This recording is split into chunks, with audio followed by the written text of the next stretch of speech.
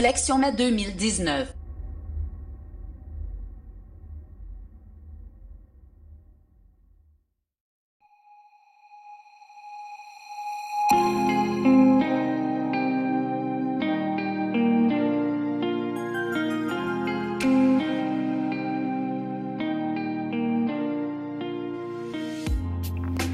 Chers téléspectateurs, bienvenue à l'émission 5005 questions. Aujourd'hui, nous avons une invitée du parti MR qui est à la 12e place, c'est Latifa Aït-Bala. Bonjour Madame Latifa, comment allez-vous? Très bien, merci Monsieur Kadir Duran, merci de m'inviter à votre émission dans le cadre de Bruxelles Corner. Est-ce qu'on peut vous connaître un peu plus de près?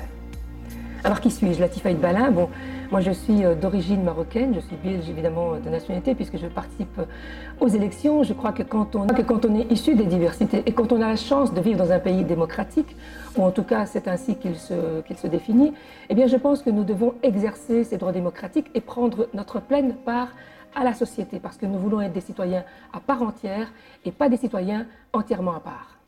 Donc vous vous présentez à la 12e place et vous êtes la première femme de la diversité dans la liste MR. Absolument, donc moi je milite en fait au sein du mouvement réformateur depuis plus de 20 ans. J'ai fait déjà 2 campagnes à l'Europe avec Michel, cette fois-ci je me présente à la région. Je crois que quand on est issu des diversités de manière générale, il est important que nous pratiquions ce droit démocratique, c'est une chance. Et il faut évidemment que nous nous investissions dans le pays dans lequel nous vivions, de manière justement à mettre un petit peu notre ancrage à la fois identitaire, mais aussi pour que nous puissions être des citoyens à part entière et pas des citoyens entièrement à part. Quand vous venez de la diversité aussi, donc c'est une question qui est inévitable. Dans votre programme, donc, on parle de la neutralité, donc d'interdire le voile dans les écoles et dans les administrations. Qu'est-ce que vous pensez? Alors écoutez, en Belgique, ce n'est pas la France, on n'est pas dans un État laïque, on est dans un État neutre. Alors en principe, c'est la séparation aussi des pouvoirs et on sait que les partis politiques, le monde politique doit rester à une distance équivalente entre les différentes religions. Donc le mouvement réformateur en tout cas, il ne s'immisce pas dans les questions de religion et en principe, eh bien, il doit garder une distance qui soit aussi équivalente, que ce soit de la neutralité, que ce soit par rapport à la laïcité, que ce soit par rapport aux différents cultes. Donc il n'y a pas en principe de prise de position sur ces questions-là. Et pourquoi on parle de ça à cette législature? Auparavant, il n'y avait pas ce problème. Alors je crois que ce n'est pas un problème fondamentalement. Je crois que c'est une préoccupation qui ressurgit sur la scène politique. Mais je crois que c'était déjà le cas lors des précédentes élections, qu'il s'agisse des élections communales et aussi les élections d'ailleurs précédentes. C'est la même chose pour la question de l'abattage rituel. Qui est la prochaine question? Oui. Je crois que vous prévoyez je pense qu'il y a des crispations identitaires qui sont profondes et qu'il y a aussi des incompréhensions. Je crois qu'il y a vraiment dans cette société aujourd'hui un problème de communication. On doit absolument parvenir à construire ensemble, tout en ayant évidemment des parcours et des religions différentes. Ça ne pose absolument aucun problème. On doit construire un projet de société ensemble. Et naturellement, je dirais que ces incompréhensions qui concernent le foulard, qui concernent la question de l'abattage, d'ailleurs la question de l'abattage n'a pas encore été tranchée en réalité. À Bruxelles. À Bruxelles, elle n'est pas tranchée. Wallonie, en Flandre. Elle a été tranchée au niveau de la Flandre. Il y a, comme vous le savez, un recours qui a été fait. Non, d'abord un recours qui a été fait auprès de la Cour constitutionnelle, qui, elle, a saisi la Cour européenne de justice. Donc, nous attendons les conclusions de la Cour. Alors, je vois aujourd'hui que tout le monde s'excite à propos de cet abattage rituel, alors que nous sommes dans un pays où la séparation des pouvoirs et où, en principe, le politique doit aussi se soumettre aux décisions de justice. Donc, nous sommes en attente de cette décision de justice. Mais pourquoi ils ont interdit en Flandre et en Wallonie? Alors, on a précipité. Alors, non, c'est pas s'ils doivent attendre, c'est-à-dire que les choses ont été prises par le monde politique en Flandre et en Wallonie. Entre-temps, il y a eu un recours qui a été effectué. C'est parce qu'il y a recours que le monde politique va devoir se soumettre à la décision finalement de la Cour européenne de justice et puis de la Cour constitutionnelle. Mais effectivement, vous avez raison. Mais c'est aussi, je dirais, quand on vit dans un État démocratique, le monde politique est aussi sujet à critique et sujet évidemment à être éventuellement interpellé devant les instances judiciaires. Et votre position à vous par rapport à ça? Mais ma position, c'est celle-là, c'est celle que je viens de décrire maintenant, c'est-à-dire qu'on est dans un état de droit, il y a la justice qui est saisie, attendons que la Cour puisse enfin se prononcer. À partir de là, il faudra évidemment, moi mon avis c'est qu'il faut absolument attendre cette décision, et puis ensuite, il faut réellement une concertation à la fois avec le monde académique, le monde scientifique, et aussi les représentants des cultes, parce que ce n'est pas seulement la question de l'islam qui est ici en cause. Les juifs aussi et d'autres communautés religieuses sont concernés, alors qu'on a l'impression qu'il n'y a que les musulmans, mais pas du tout. Ce sont plusieurs communautés religieuses qui sont aujourd'hui concernées par ce problème, et je crois qu'il est important qu'il y ait une réelle concertation entre les différentes parties. Par exemple, en Grande-Bretagne, la question du rite ne se pose pas parce qu'il y a eu des fatwas qui considèrent qu'effectivement, l'étourdissement est possible. Et donc, le monde politique s'est aligné sur cette position-là. En Belgique, je crois que le travail n'a pas encore été fait, et il faut le faire. Il faut le faire de manière aussi à apaiser l'ensemble de la population. Je pense que ce débat aujourd'hui est en train d'alimenter les extrémismes, et nous n'avons pas besoin de cela. Nous avons vraiment besoin de construire une société ensemble, quelles que soient finalement les religions, les identités que nous avons. Très bien. Je vais changer de sujet. Vous êtes en même temps présidente des... Alors, je suis vice-présidente des femmes MR et vice-présidente à l'international. Que pensez-vous du nombre de femmes dans la politique ou bien dans des fonctions importantes dans la politique? On peut que se réjouir du fait que de plus en plus de femmes, évidemment, s'investissent en politique. Moi, je suis très heureuse de voir que les femmes aujourd'hui occupent des fonctions à tous les niveaux. Néanmoins, ce qu'on peut dire, c'est en dépit du principe d'égalité, on est encore dans une société qui est très machiste. On est dans une société qui est encore très paternaliste. Et donc, ce qui explique que nous n'avons pas suffisamment de femmes dans les postes de décision. Nous n'avons pas encore eu en Belgique, par exemple, une première ministre. Au niveau de l'Union européenne, il n'y a pas encore eu de président de la Commission européenne qui soit une présidente. Voilà donc, moi, mes aspirations, c'est vraiment que les femmes puissent percer au plus haut niveau des fonctions et pas seulement se trouver dans des fonctions subalternes. Donc, il y a encore un chemin à faire. Il y a encore beaucoup de travail à faire. Et pour la pension? Pour les pensions, c'est pareil. Alors, pour les pensions, le principe d'égalité, il existe. Le gouvernement fédéral y a travaillé. Malheureusement, ce qu'il faut savoir, c'est que les conditions de travail des femmes ne sont pas les mêmes.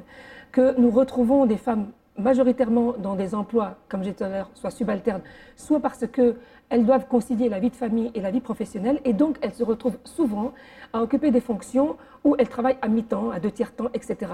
Et donc forcément, la pension en subit des conséquences. Et là, il faudrait pouvoir corriger cette injustice parce que les femmes, fondamentalement, lorsqu'elles s'occupent des enfants, elles participent aussi à ce que la société puisse avoir demain des citoyens à part entière, et c'est fondamental. Donc je crois que cette part aussi de l'investissement des femmes doit être aussi prise en considération par le monde politique. Donc effectivement, nous avons encore un petit chemin pour qu'il y ait égalité en matière de pension. Et votre priorité, si vous êtes élu? Alors naturellement, moi si je suis élue le 26 mai prochain, ce que je souhaite évidemment, c'est que davantage de femmes soient engagées politiquement. Mon engagement sera de toute manière orienté femmes. Ça, c'est une évidence. Je crois que c'est vraiment important de faire en sorte que demain, elles puissent avoir à travail égal, un salaire égal, que pour ce qui est par exemple de la garde des enfants, on puisse envisager une aide pour ces femmes, parce qu'il n'est pas normal qu'elles sortent toujours de l'argent de leur poche pour pouvoir aller travailler. Et donc, je pense par exemple que les titres-services pourraient être un avantage pour les femmes. Voilà quelques propositions qui sont, à mon avis, fondamentales. Je vous remercie. J'ai posé 5 questions. Donc, c'est l'émission 5 questions, 5 minutes. Donc, je vais vous donner la possibilité de parler aux électeurs pour le 26 mai. Votre dernier message. Merci. Voilà, donc si j'ai un message à adresser aujourd'hui à mes concitoyennes et à mes concitoyens qui se prononceront dans le cadre démocratique ce 26 mai 2019, c'est de leur dire que le mouvement réformateur n'est pas aux commandes, n'est pas aux responsabilités de la région de Bruxelles-Capitale depuis plus de 15 ans. J'ai entendu dans le cadre de cette campagne énormément de mécontentement, qu'il s'agisse de mobilité, qu'il s'agisse de logement, qu'il s'agisse de questions liées à l'enseignement, mais même également sur les questions liées au changement climatique. Eh bien, le 26 mai prochain. Prenez en considération le changement qui doit intervenir au niveau de la région de Bruxelles-Capitale. Le MR est disponible et disposé, il a un programme pour le changement, pour un changement qui est radical. Donc votez la liste MR. Naturellement, ne m'oubliez pas, votez également la case numéro 12, Latifa Aïd Baala, vice-présidente des femmes MR et vice-présidente à l'international. Merci. Chers téléspectateurs, nous espérons que les réponses vous ont satisfait et que nous vous donnons rendez-vous avec un prochain candidat dans une prochaine émission.